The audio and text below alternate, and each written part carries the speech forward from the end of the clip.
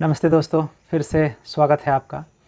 आइए आज चैप्टर 5 के प्रश्नों का उत्तर देखते हैं। कुछ मुख्य जो पॉइंट्स हैं उनको पढ़ते हैं और उसका जवाब ढूंढते हैं। पहला, यदि कोई मतदाता पीठासीन अधिकारी की चेतावनी देने के बाद मतदान प्रक्रिया का पालन करने से इनकार करे तो आप किस नियम के अधीन वोट देने की अनुमति प्रदान नहीं करेंगे? ये पीठासीन अधिकारी के लिए प्रश्न है। तो जवाब है कि निर्वाचन का संचालन जो नियम है 1961, उसमें एक नियम है 49M, इसके तहत वो मना कर देंगे। दूसरा प्रश्न, ऐसे मतदाता जिन्होंने सहयोगी की सहायता से मतदान किया है तो संबंधित प्रकरणों का रिकॉर्ड किस प्रारूप में संधारित किया जाएगा? तो ऐसे चीज़ों का संधारण जो है वो 14A, प्रारूप 14A में किया जाता है। तीसरा, मतदाता के साथ सहयोगी सिर्फ वोटिंग कोष्ठक गया है, क्या उनका रिकॉर्ड प्रारूप 14A में रखा जाएगा? तो नहीं, जो हेल्प करने वाला उसका साथी जो है वो सिर्फ मतदान प्रकोष्ठ तक गया और वहाँ से वापस लौट करके आ गया, तो ऐसे साथियों का जिक्र 14A प्रारूप में नहीं होता है। चौथा प्रश्न, किस नियम के तहत कोई मतदाता रजिस्टर प्रारूप 17A में विधिवत प्रविष्टि करने और उस रजिस्टर पर हस्ताक्षर या अंगूठे का निशान लगवाने के बाद अपना मत डालने से इनकार कर सकता है?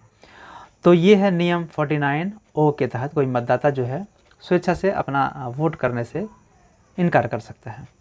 पांचवा, VVPAT का पूरा नाम क्या है? तो voter verifiable paper audit trail, यही इसका फुल फॉर्म है।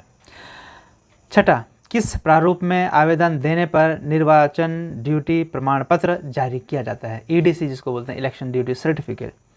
तो ये होता है प्रारूप 12A। ध्यान दें, प्रारूप 12A। यदि पोस्टल बैलेट देना हो तो उसके लिए 12 है प्रारूप, लेकिन प्रारूप 12A EDC के लिए जारी किया जाता है। सातवां प्रश्न, कुछ सर्विस वोटर्स की श्रेणियों में उनके द्वारा नियुक्त प्रॉक्सी के माध्यम से मतदान करने की सुविधा दी गई है। वर्गीकृत प्रॉक्सी वोटर्स की सूची कौन उपलब्ध कराते हैं? तो इसका जवाब होगा रिटर्निंग ऑफिसर, RO। आठवां, प्रॉक्सी वोटर को अमिट स्याही कहाँ लगाया जाता है? माथे पर, पैर में, कहाँ पे? तो जवाब है बाएं हाथ की मध्यमा अंगुली पर। जो प्रॉक्सी वोटर होता है वो खुद अपना वोट जब करेगा तो बाएं हाथ की तर्जनी में, और जब अपने प्रॉक्सी के लिए वोट करेगा तो उसके लिए बाएं हाथ की ही मध्यमा अंगुली पर। अगला प्रश्न है 9वां, निविदत मत या फिर टेंडर वोट का रिकॉर्ड कौन से प्रारूप में रखा जाता है? तो इसका जिक्र मतदाता रजिस्टर 17A में नहीं होता है, बल्कि प्रारूप 17B मतलब प्रारूप 17ख में किया जाता है। 10वां प्रश्न है, रिटर्निंग ऑफिसर प्रत्येक मतदान केंद्र में कितना ballot paper, tender ballot paper जो है वो उपलब्ध कराते हैं? तो इसका जवाब है 20 टेंडर बैलेट पेपर उपलब्ध कराते हैं। 11वां प्रश्न, चुनौती प्राप्त मत मतलब हो गया चैलेंज्ड वोट के मामले में चैलेंज फी कितना है? तो इसका सही जवाब है 2 रुपया मात्र। 12वां प्रश्न है, चुनौती दिए गए मतों की सूची किस प्रारूप में प्रविष्ट करेंगे? तो इसका जवाब है प्रारूप 14। चुनौती दिए गए मतों की सूची किस प्रारूप में प्रविष्ट करेंगे? तो प्रारूप 14। 13वां प्रश्न है, पीठासीन पदाधिकारी किसी मतदाता को अर्हक आयु से कम मानते हैं तो किस प्रपत्र में इसकी घोषणा ले सकते हैं? तो अनुलग्नक 15 में इसकी घोषणा ले सकते हैं। ऐसे निर्वाचक अगर झूठी घोषणा करते हैं तो किस धारा के तहत दंड का प्रावधान है? तो जन प्रतिनिधित्व अधिनियम 1950 की धारा 31।